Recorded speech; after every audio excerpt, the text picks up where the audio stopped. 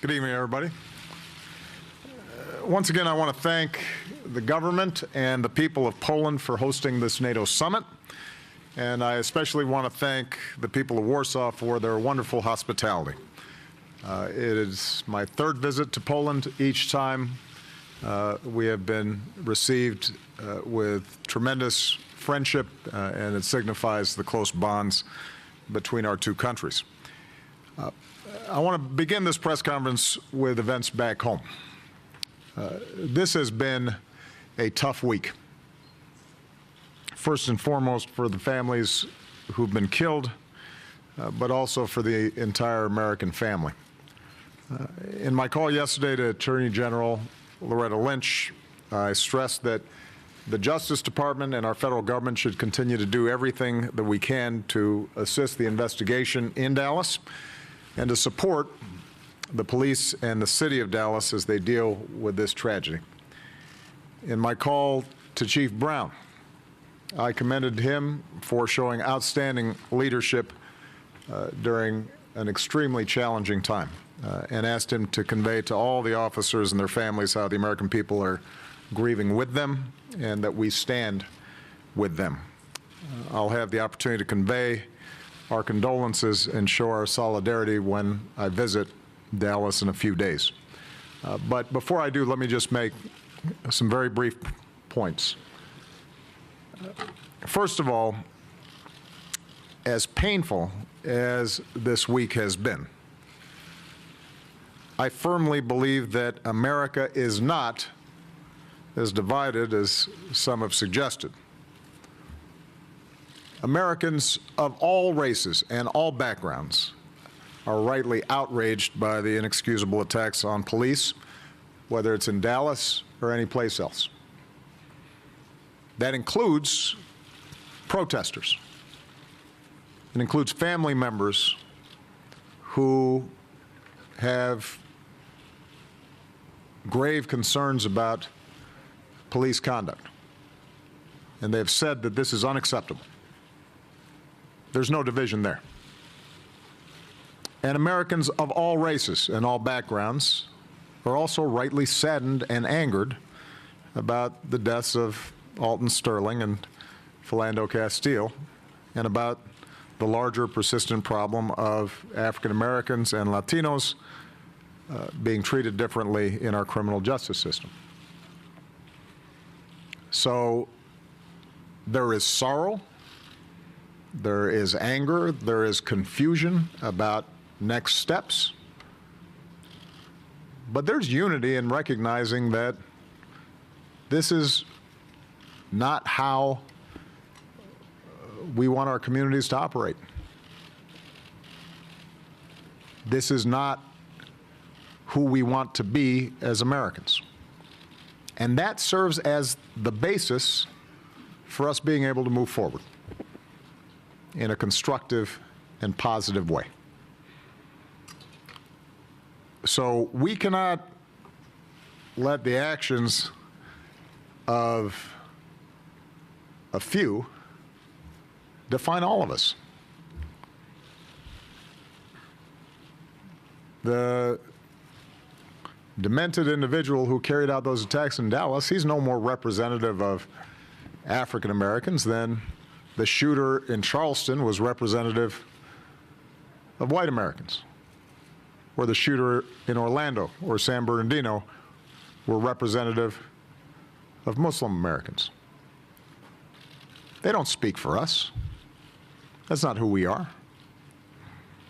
And one of the things that gives me hope this week is actually seeing how the overwhelming majority of Americans have reacted with empathy and understanding.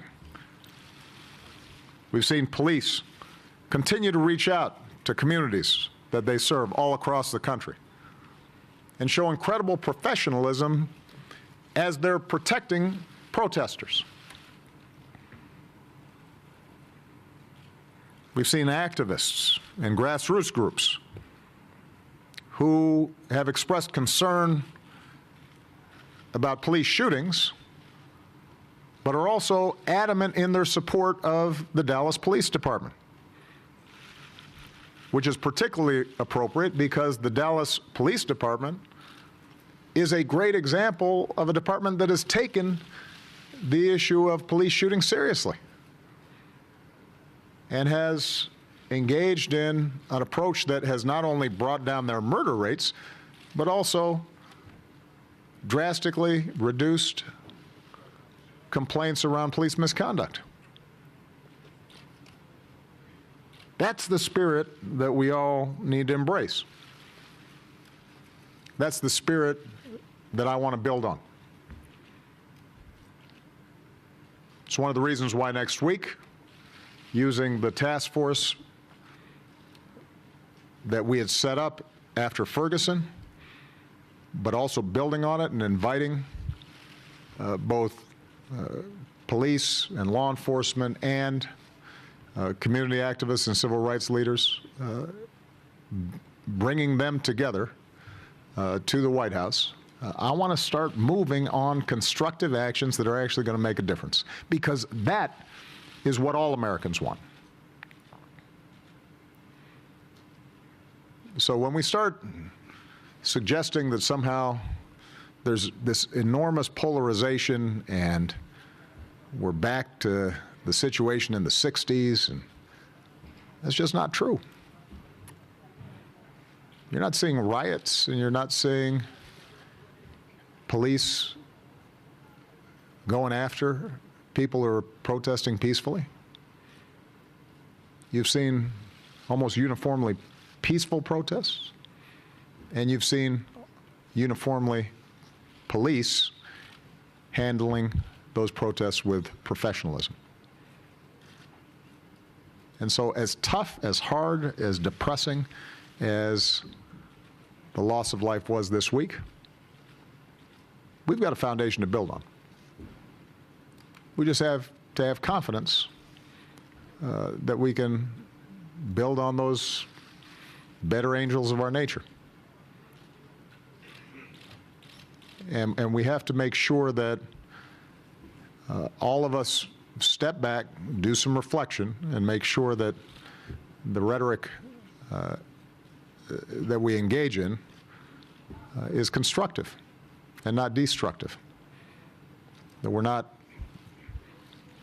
painting anybody with an overly broad brush. That we're not constantly thinking the worst in other people rather than the best. If we do that, then I'm confident that we will continue to make progress. Now, here in Europe, this is a pivotal moment for our alliance. In the nearly 70 years of NATO, perhaps never have we faced such a range of challenges all at once: security, humanitarian, political. NATO nations, the United States, Canada, France, Belgium, and Turkey, have endured heinous terrorist attacks directed or inspired by ISIL.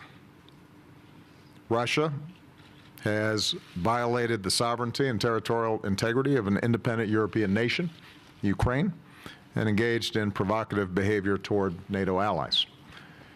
European borders and economies have been tested by millions of migrants fleeing conflicts and deprivation.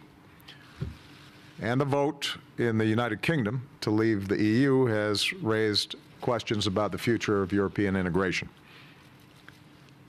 In this challenging moment, I want to take this opportunity to state clearly what will never change, and that is the unwavering commitment of the United States to the security and defense of Europe, to our transatlantic relationship,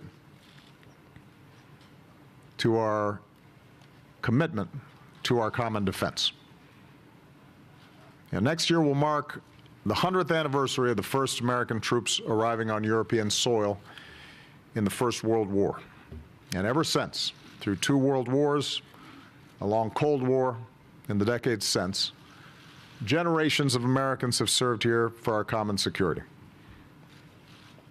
In quiet cemeteries, from France to the Netherlands to Italy, Americans still rest where they fell.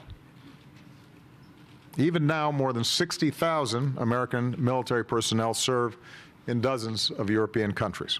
And my point is this: in good times and in bad, Europe can count on the United States. Always. Now, here in Warsaw, we haven't simply reaffirmed our enduring Article 5 obligations to our common security. We're moving forward with the most significant reinforcement of our collective defense any time since the Cold War. First, we're strengthening NATO's defense and deterrence posture, building on our European Reassurance Initiative, which has already increased readiness from the Baltics to the Black Sea. Our alliance will enhance our forward presence on our eastern flank. As I announced yesterday, the United States will be the lead nation here in Poland, deploying a battalion of American soldiers. The United Kingdom will take the lead in Estonia, Germany and Lithuania, and Canada and Latvia. This will mean some 4,000 additional NATO troops on a rotational basis in this region. Moreover, the additional U.S. Armored Brigade will rotate through Europe, including an additional 4,000 U.S. troops. Meanwhile, to the south, we agreed on new deterrence measures in Romania and Bulgaria. So NATO is sending a clear message that we will defend every ally. We're also strengthening the readiness of our forces against a range of threats. So NATO's Joint Task Force is now operational and can deploy anywhere in Europe on short notice.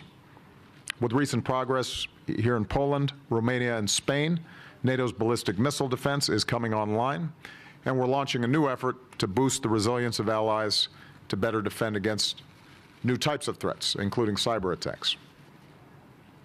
NATO is increasing our support to Ukraine. At our meeting of the NATO-Ukraine Commission, we agreed on a new assistance package to improve alliance support for Ukrainian forces.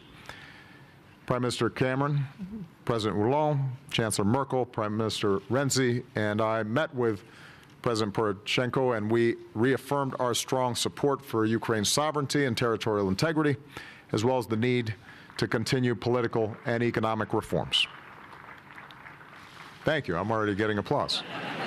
I'm not even finished yet. And even as the NATO-Russia Council will meet in Brussels next week, our 28 nations are united in our view that there can be no business as usual with Russia until it fully implements its Minsk obligations. NATO will do more also to fight against terrorist networks. Every ally already contributes to the campaign against ISIL. Now the alliance will contribute AWACS aircraft to improve our intelligence, surveillance, and reconnaissance against ISIL. NATO training of Iraqi security forces, currently run in Jordan, will move to Iraq, where they can be even more effective. And building on my decision to largely maintain the current U.S. troop presence in Afghanistan into next year, 39 nations, including the U.S., have committed more than 12,000 troops to NATO's training mission. And in addition, some 30 nations have pledged upwards of $900 million to help sustain Afghan forces, which is a very strong message of our enduring commitment to Afghanistan. We're bolstering our efforts on NATO's southern flank. The alliance will increase our support to EU naval operations in the Mediterranean to stop arms traffickers and go after criminals that are exploiting desperate migrants. And we're going to do more to help partners from North Africa to the Middle East to Georgia strengthen their own defense capacity. And finally, after many years, NATO has stopped the collective decline in defense spending. Over the past 2 years, most NATO members have halted cuts and begun investing more in defense. And this means defense spending across the alliance is now scheduled to increase. I especially want to commend our friends in the UK, Poland, Greece, Estonia, all who, along with the United States, pay their full share of at least 2% of GDP for our collective defense. But for those of you doing the math, that means that the majority of allies are still not hitting that 2% mark, an obligation we agreed to in Wales. So we had a very candid conversation about this. There's a recognition that given the range of threats that we face and the capabilities that we need, everybody's got to step up and everybody's got to do better. So in closing, I just note that this is my final NATO summit. Throughout my time in office, one of my top foreign policy priorities has been to strengthen our alliances, especially with NATO. And as I reflect on the past 8 years, both the progress and the challenges, I can say with confidence that we've delivered on that promise. The United States has increased our presence here in Europe. NATO is as strong, as nimble, and as ready as ever.